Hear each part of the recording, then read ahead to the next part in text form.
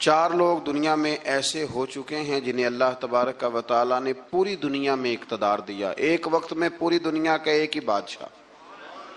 2 مسلمان تھے، 2 کافر۔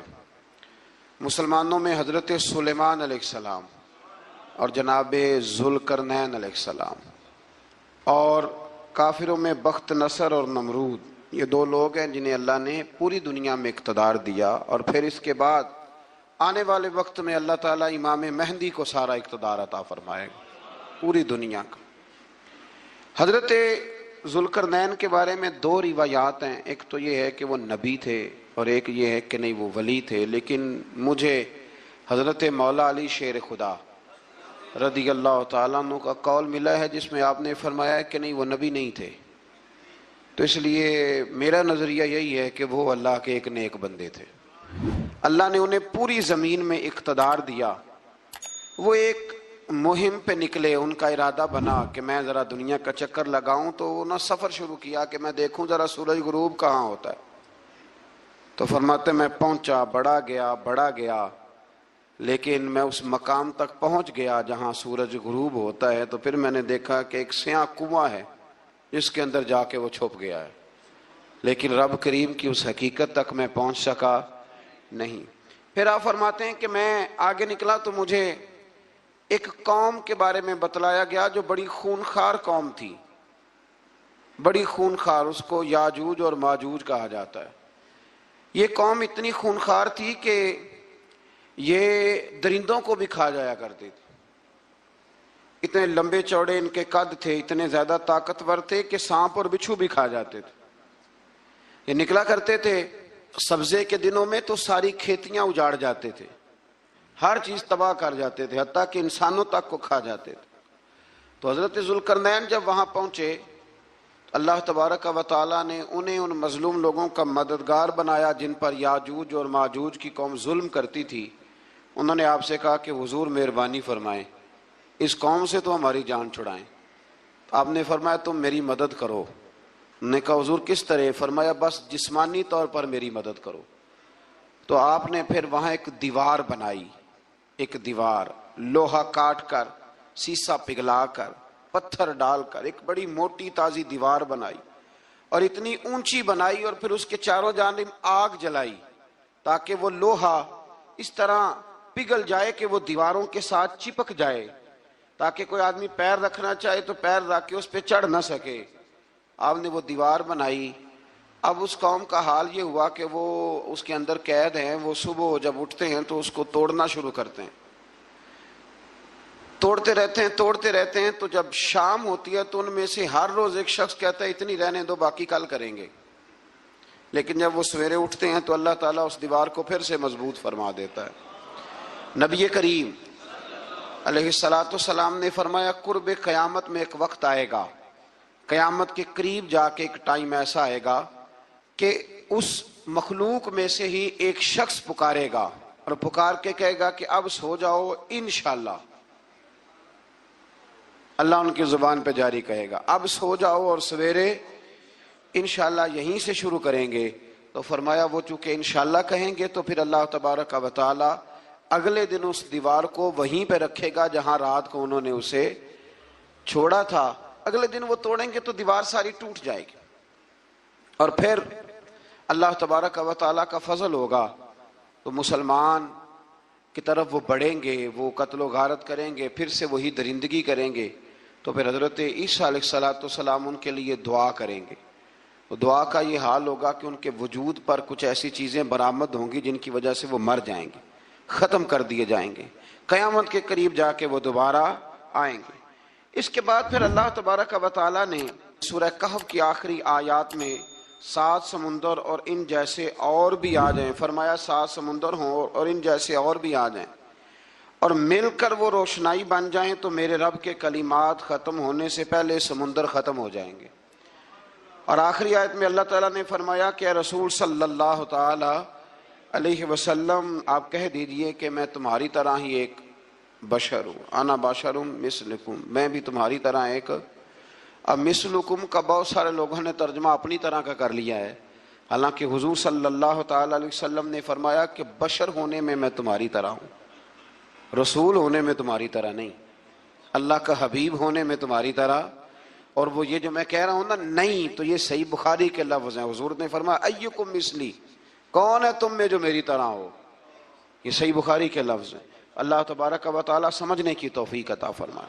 फिर इससे आगे सूरह मरियम शुरू होती है। इस सूरत में अल्लाह तबारक व तआला ने हज़रत ज़करिया अलैहिस्सलाम का जिक्र फरमाया है कि वो लावलद थे और बुढ़ापे की उम्र को पहुंच चुके थे। उन्होंने अल्लाह ताला से औलाद की दुआ की जो इनका और आले याकूब का वारिस हो, तो अल्लाह ताला ने उन्हें बेटे की बिशारत अता फरमाई जिसका नाम उन्होंने याहया रखा। बल्कि ये नाम उन्होंने पहले से रख लिया था, ये याहया नाम उन्होंने पहले से रख लिया था। मुझे अब लोग किस सेंस में मसला पूछते हैं ये नहीं मुझे बता, लेकिन मुझसे एक दोस्त ने कुछ दिन पहले पूछा कि पैदाइश से पहले बच्चे का नाम रखना जायज़ है, तो मैंने उन्हें कहा कि हाँ, आप सूरह मरियम पढ़ेंगे तो आपका अंदाज़ा होगा कि हज़रत ज़करिया ने बेटे का नाम पहले ही रख दिया था, क्योंकि उन्हें यकीन कामिल था कि रब करीम मुझे बेटा ही अता फरमाएगा। तो हज़रत याहया अलैहिस्सलाम को अल्लाह ताला ने बचपन में ही नबुव्वत अता की और किताब दी। इनके औसाफ ये बयान किए कि वो पाकीज़ा और मुत्तकी थे, माँ बाप के साथ नेकी करने वाले थे और सरकश नहीं थे। इन पर सलाम हो जब वो पैदा हुए, और इन पर सलाम हो जब उनकी वफ़ात हुई, और क़यामत के दिन जब उन्हें उठाया जाएगा। इससे मालूम हुआ कि नबी करीम अलैहिस्सलाम पर या किसी भी नबी पर सलाम भेजना और उस दिन पर सलाम भेजना जिस दिन अल्लाह ताला ने उन्हें पैदा फरमाया है, ये कुरान मजीद से साबित है। यानी आप ये कह सकते हैं कि जिस सुहानी घड़ी चमका तैबा का चांद, उस दिल अफरोज सात पे, दिल अफरोज सात पे, तो ये ऐने कुरान मजीद है कि जिस दिन वो पैदा हुए उस दिन उन पर सलाम। अल्लाह ताला समझने की तौफीक अता फरमाए। फिर इससे आगे चलकर हजरत मरियम सलामुल्लाह अलैहा का जिक्र है कि उनके पास फरिश्ता आया। हम तीसरे पारे में भी उनका जिक्र पढ़ आए। फिर एक आध और जगह पे भी इशारतन किनायतन उनका तज़किर आया कि उनके पास फरिश्ता इंसानी शक्ल में आया, और फरिश्ते ने आके कहा कि मैं आपको बेटे की बिशारत देने आया। कहने लगी मेरे पास कैसे बेटा आएगा, मुझे तो किसी मर्द ने छुआ ही नहीं। तो फरमाया रब ऐसे ही करता है जब वो किसी काम का इरादा फरमा लेता है। तो हज़रत मरियम के यहाँ अल्लाह तबारक व तआला ने हज़रत ईसा अलैहिस्सलाम की विलादत फरमाई। हज़रत ईसा बगैर बाप के पैदा हुए और हज़रत आदम अलैहिस्सलाम गैर माँ बाप के पैदा हुए। तो ये अल्लाह की कुदरत की निशानी है। अब हज़रत ईसा अलैहिस्सलाम की जब विलादत हुई तो ये आपका मुअज्जा और हज़रत मरियम की करामत सामने आई कि आप एक खुश्क खजूर के नीचे बैठी तो अल्लाह ताला ने उसे सरसब्ज़ व शादाब कर दिया, और आप उसको हिलाती थी तो वो खजूरें गिरती थी। बड़ी परेशान थी आपके कौम के सामने, क्या मुंह लेके जाऊंगी, लोग क्या कहेंगे। लोगों के लिए इल्ज़ाम लगाना, प्रोपेगेंडा करना बड़ा ही आसान काम है। दो ही तो काम दुनिया में आसान है, एक बदगुमानी करना और एक ग़ीबत करना। और इतना मज़ेदार काम है कि आप सारी दिहाड़ी कराएं, कोई बंदा थकने को तैयार, माज़अल्लाह सुम्मा माज़अल्लाह सारा दिन। और अगर आप कहें कि अल्लाह का जिक्र करो, तस्बीह ले लो, सिर्फ 500 दफ़ा दुरूद शरीफ पढ़ लो, तो फिर क्या बनेगा, काम याद आ जाएगा। बहुत सारे लोगों निकल लेंगे। कभी कभी कुछ चीज़ें बड़ी याद रह जाती हैं। एक शायर ने एक शेर कहा था, मेरी थोड़ी सी शेरी ज़ौक़ है तो मुझे दिलचस्पी है, रह जाती हैं कुछ बातें ज़हन में। एक दफ़ा हमारे एक दोस्त के बारे में कुछ प्रोपेगेंडा होने लगा तो मैंने उन्हें एक शेर लिख के भेजा, मुझे याद था। मैंने एक शेर लिखा, किसी शायर ने कहा था कि मखलूक तो फनकार है इस दर्जा के पल भर में, संगे दरे काबा से भी असनाम तराशे। काबे के अंदर से मिट्टी लेके लोग बुत बना लेते हैं और अल्लाह का शरीक बनाते हैं। तो कहने लगा शायर के मखलूक तो फनकार है इस दर्जा के पल भर में, संगे दरे काबा से भी असनाम तराशे। तुम कौन हो, क्या चीज है दागे कबाबी, लोगों ने तो मरियम पे भी इल्जाम तराशे। लोग तो मिनट लगाते हैं, वो जो रही मस्जिद में, पली मस्जिद में, लोगों ने इल्जाम लगाने का वक्त आया तो इल्जाम लगा दिया, सैयद आयशा सिद्दीका पे लगा दिया। सिद्दीक की बेटी और सिद्दीका, आप सोच सकते हैं कि लोग कहां तक जाते हैं और बातें कहां तक पहुंचती हैं। तो ये मेरे रब करीम का फजल और करम है कि जनाब मरियम की बरात का ऐलान भी कुरान ने किया और हजरत आयशा सिद्दीका की बरात का ऐलान भी कुरान पाक ने फरमाया, ये भी कुरान मजीद ने फरमाया है। اور کل پرسوں بھی بات ہو رہی تھی حضرت یوسف علیہ السلام کی، تو الزام تو لگتے رہتے ہیں. تو میں نے اس دن بھی سوال کیا تھا، پھر دہراتا ہوں کہ غلطی کیا تھی حضرت یوسف کی؟ کبھی کنواں اندھیرا، کبھی بھائیوں کے تھپڑ، کبھی مصر کا بازار. اور ذرا سوچو تو صحیح، جب بولیاں لگتی ہیں انسان کی تو کیا حال ہوتا ہے.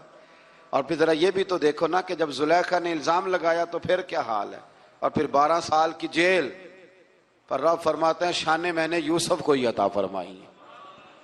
تو حضرت مریم سلام اللہ علیہا جب وہ بیٹا لے کے گئی ان کے پاس تو انہوں نے کہا یہ کہاں سے آ گیا؟ آپ فرمانے لگی میں نے تو چپ کر روزہ رکھا ہوا ہے، اسی سے پوچھ لو یہ کہاں سے آیا ہے، یہی بتائے گا. پنگوڑے میں تھے حضرت عیسیٰ علیہ السلام، پنگوڑے میں. تو قرآن مجید کہتا ہے کہنے لگے قال انی عبد اللہ. حضرت عیسیٰ بولے اور بول کے کہنے لگے میں اللہ کا بندہ ہوں. اور آتانی الکتاب، خالی نہیں آیا، کتاب ساتھ لے کے آیا ہوں. وجعلنی نبیا، اور اس نے مجھے نبی بنا کے بھیجا ہے. تو حضرت عیسیٰ علیہ السلام پنگوڑے میں ہیں تو کلام فرما رہے ہیں، اپنے نبی ہونے کا اعلان فرما رہے ہیں. اب اس بندے کے قریب جا کے اس سے سوال کرنے کو دل نہیں کرتا جو نبی پاک کے بارے میں کہتا ہے 40 سال کے بعد نبی بنے. یہاں پنگوڑے میں حضرت عیسیٰ کلام کریں، پنگوڑے میں، اور وہ پنگوڑے میں کہے میں نبی ہوں. اور تو اپنے رسول کے بارے میں یہ کہے کہ بکریاں چرا رہے تھے تو معاذ اللہ انہیں پتہ ہی نہیں تھا کہ میں نبی بن جاؤں گا. ایسی کوئی بات نہیں. اعلیٰ حضرت فرماتے ہیں اللہ اللہ وہ بچپنے کی پھبن، یعنی بچپن میں بھی رنگ ڈھنگ نرالے تھے میرے رسول کی.